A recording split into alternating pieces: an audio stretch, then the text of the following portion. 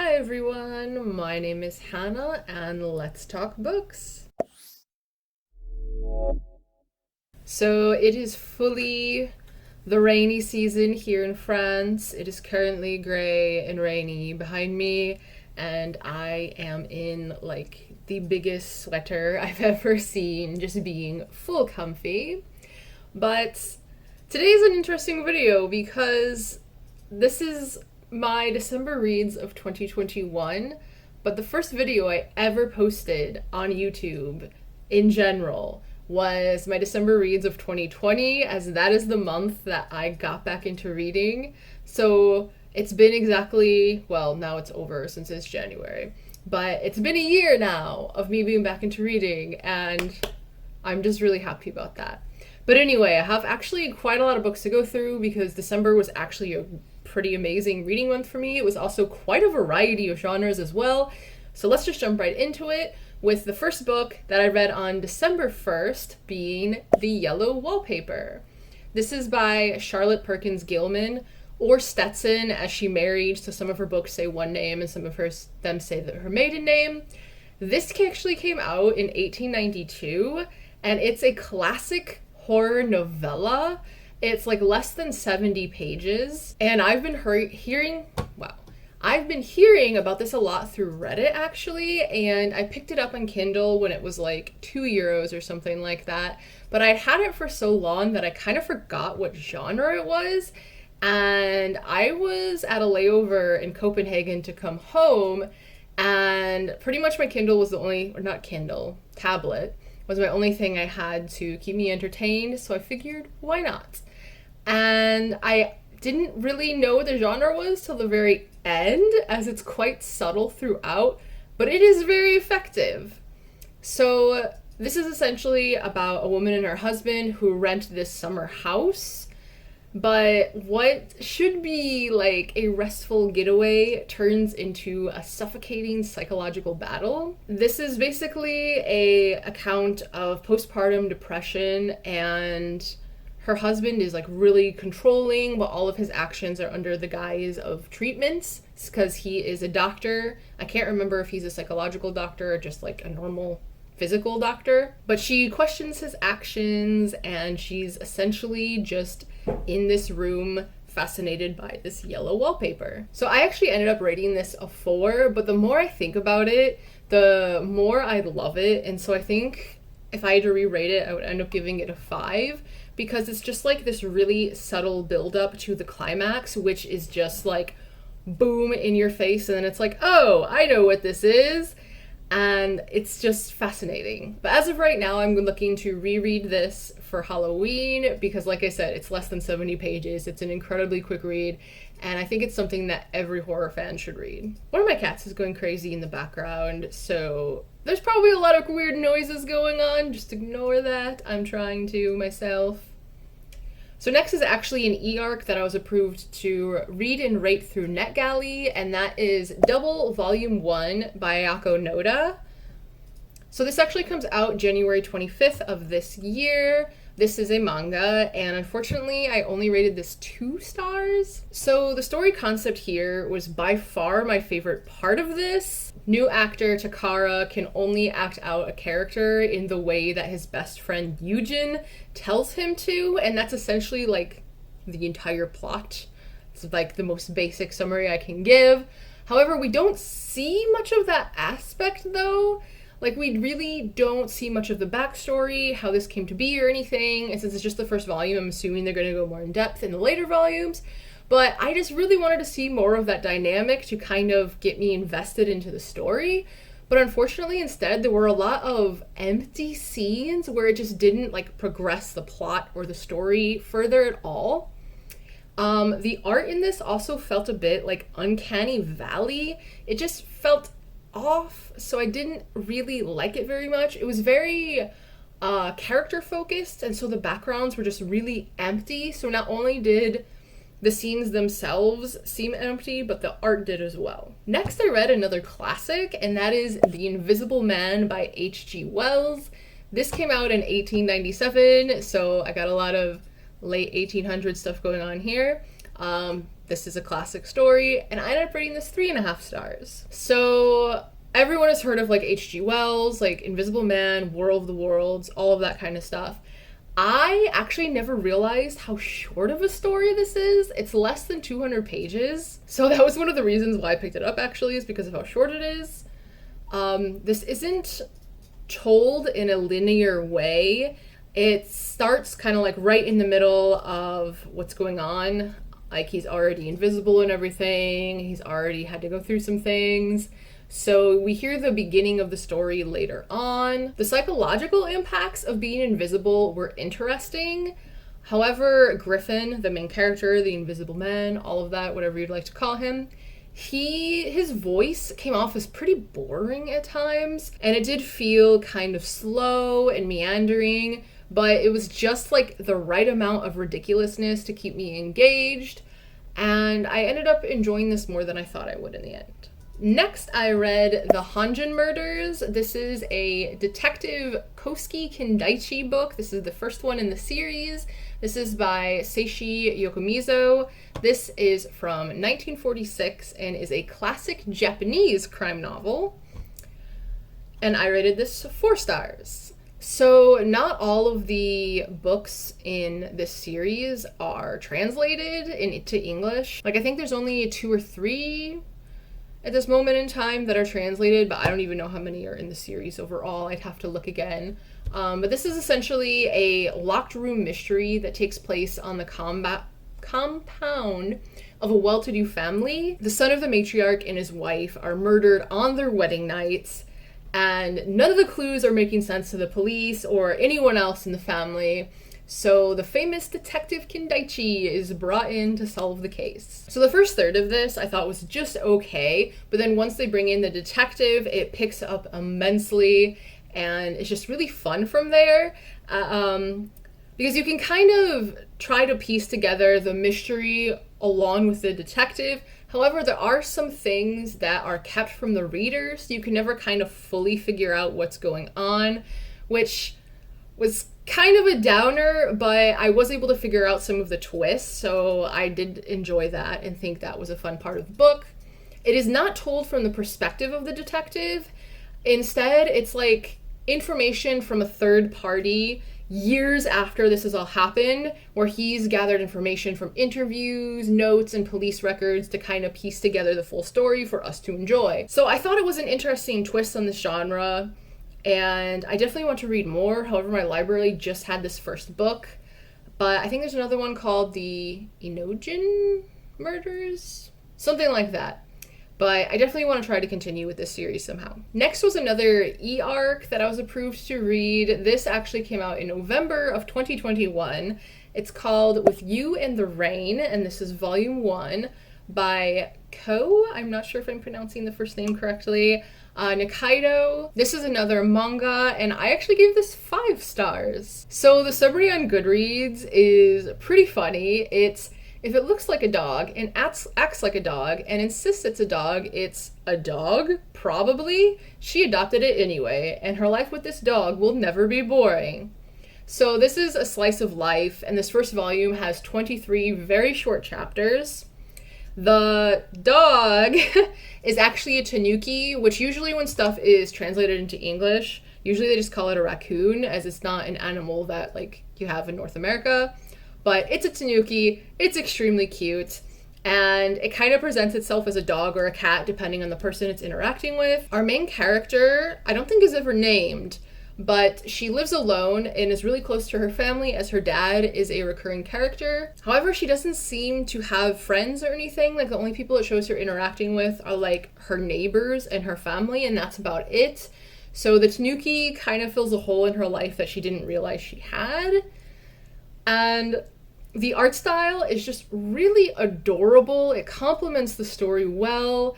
And it's just great to read if you're having a bad day. Next up is Moon Called, which is the first book in the Mercy Thompson series by Patricia Briggs. This came out in 2006, is an urban fantasy, and surprisingly, I gave this 4 stars. So Mercy, who is what's known as a walker, can transform into a coyote.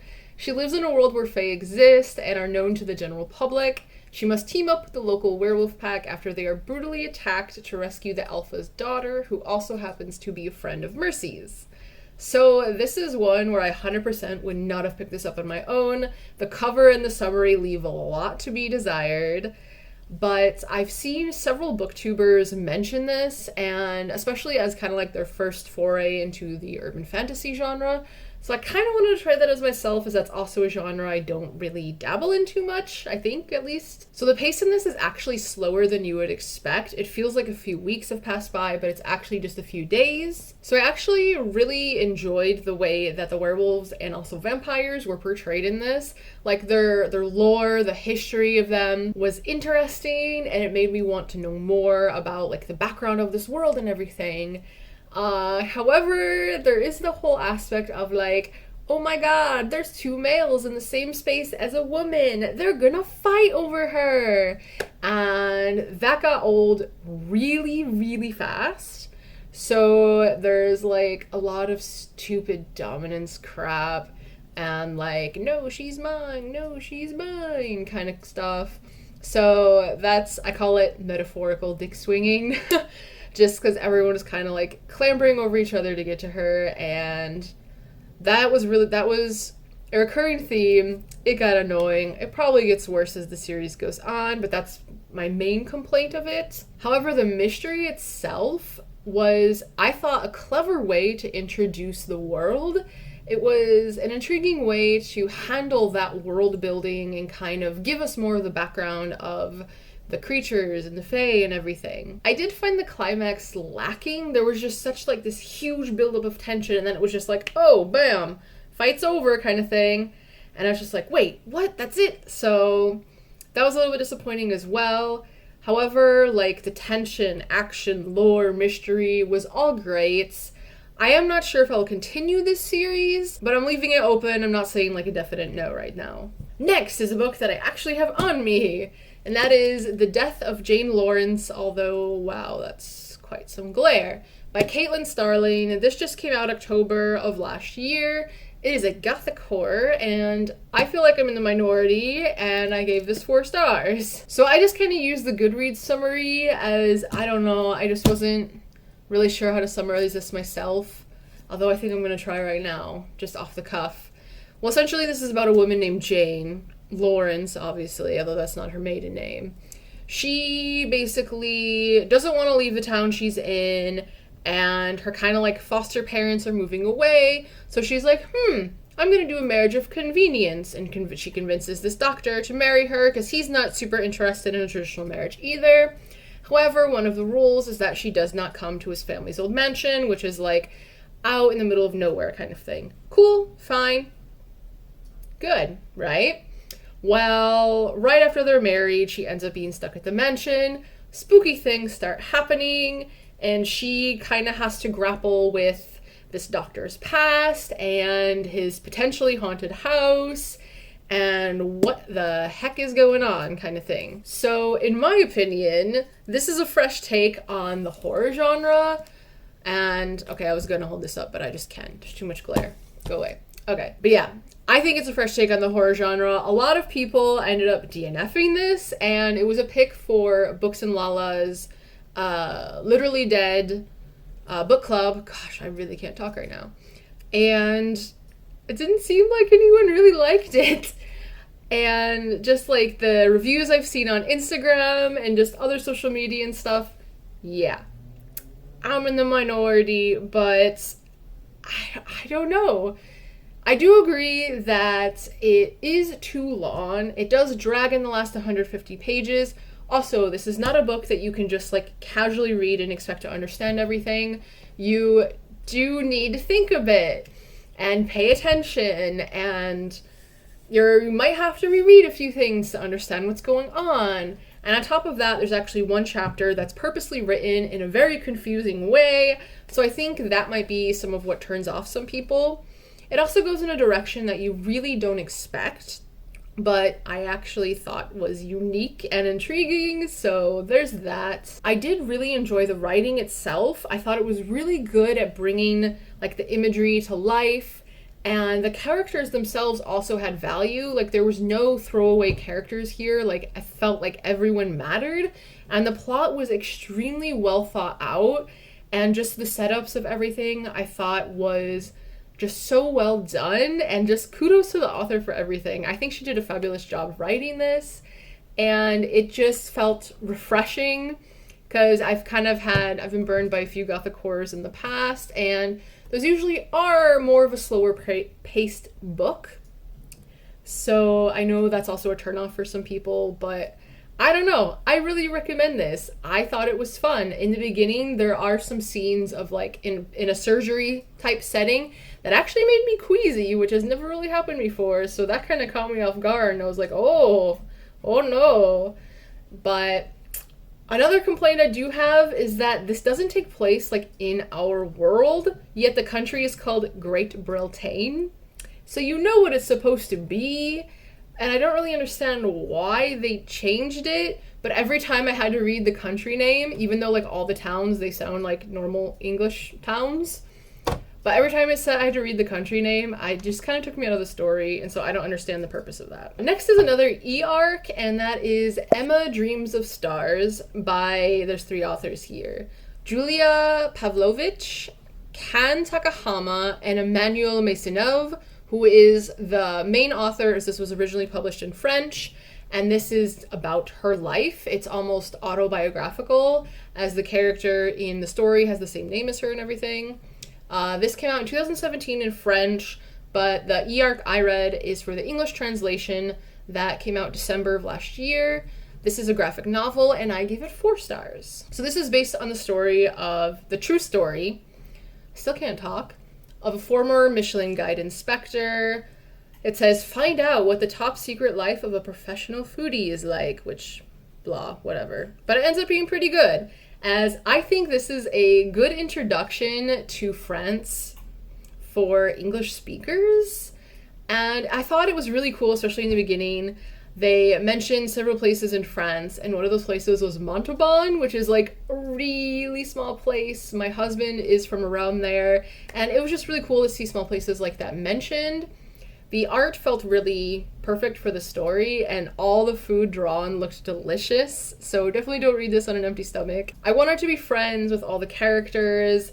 It was kind of like a slice of life, because after the main interview and she becomes a Michelin inspector, it's just her kind of like bouncing to all these towns and these restaurants and these experiences and everything, and it was just fun and interesting.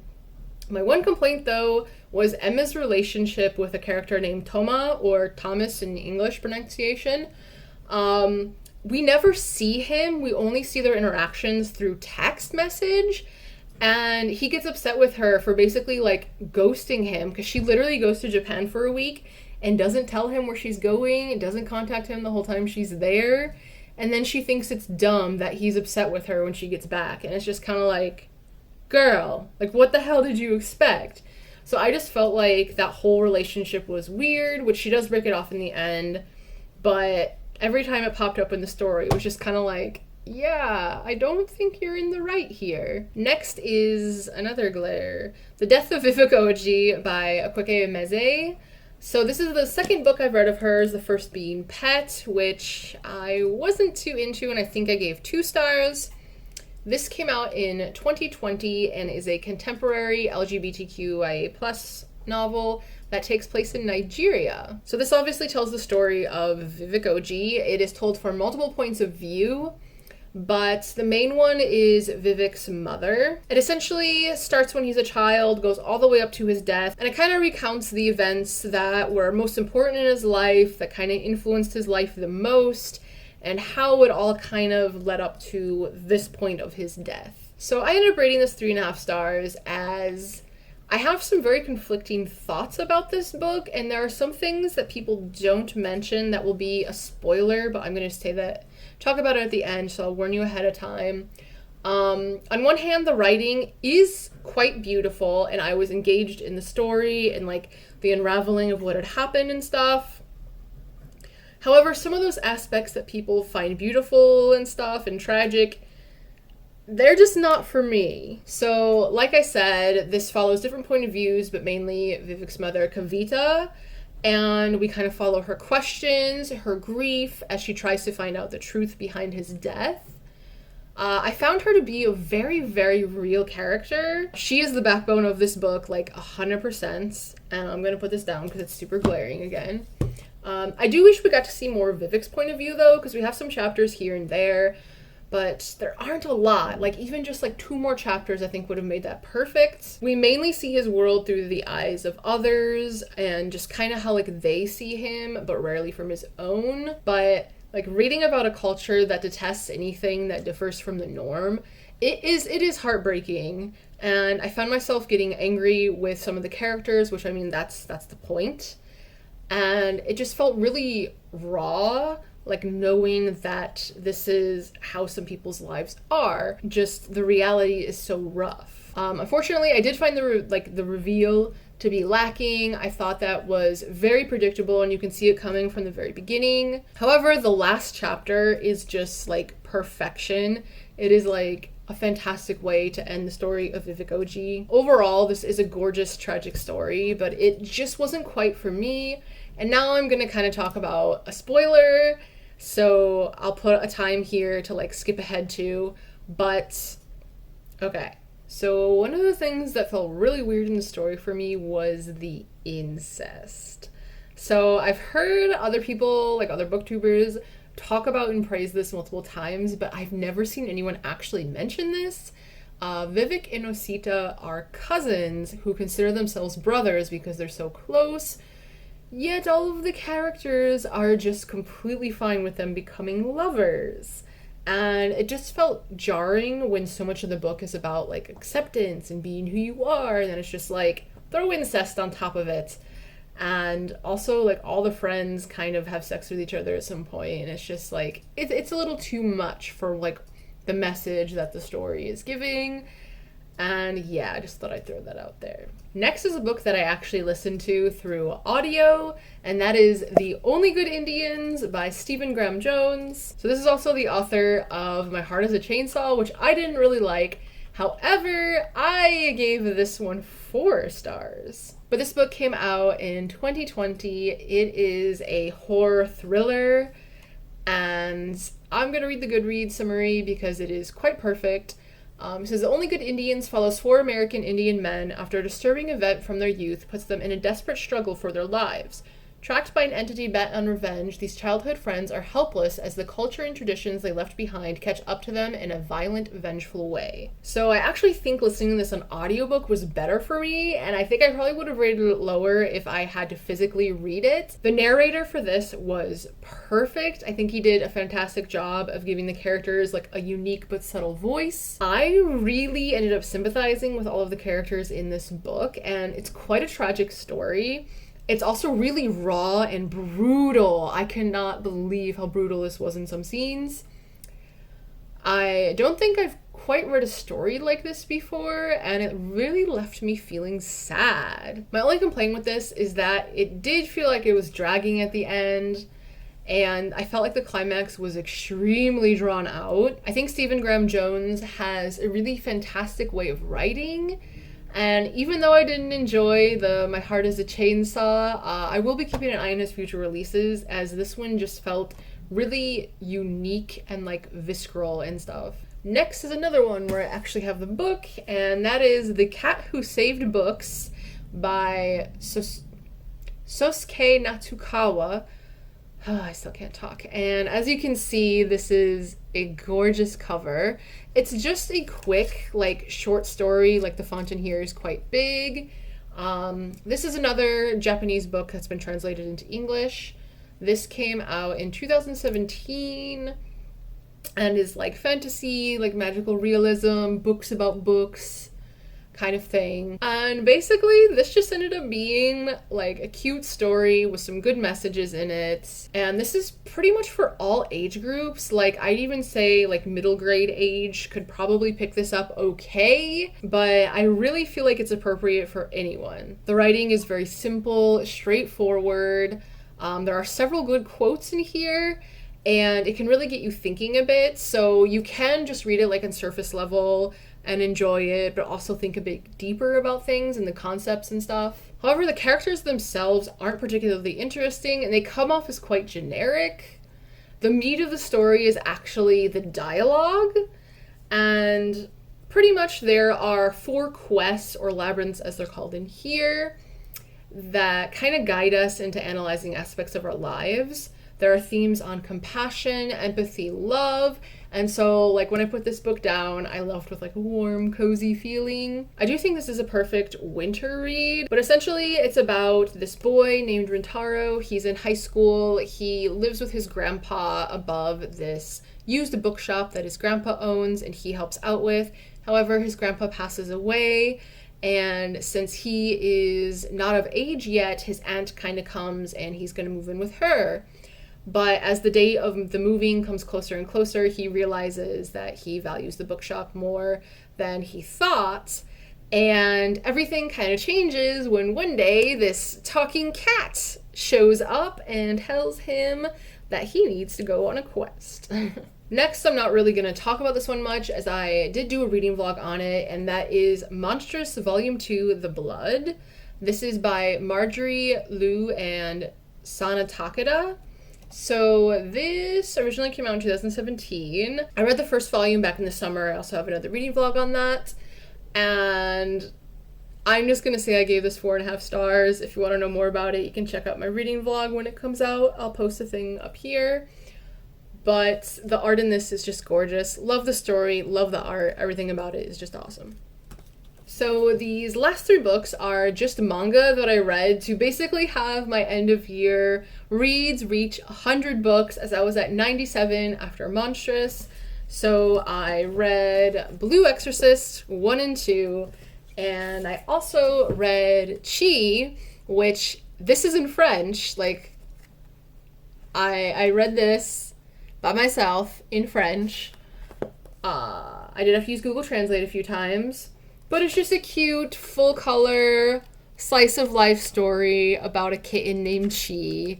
And Blue Exorcist is also an anime, and basically, oh yeah, they're both on the cover.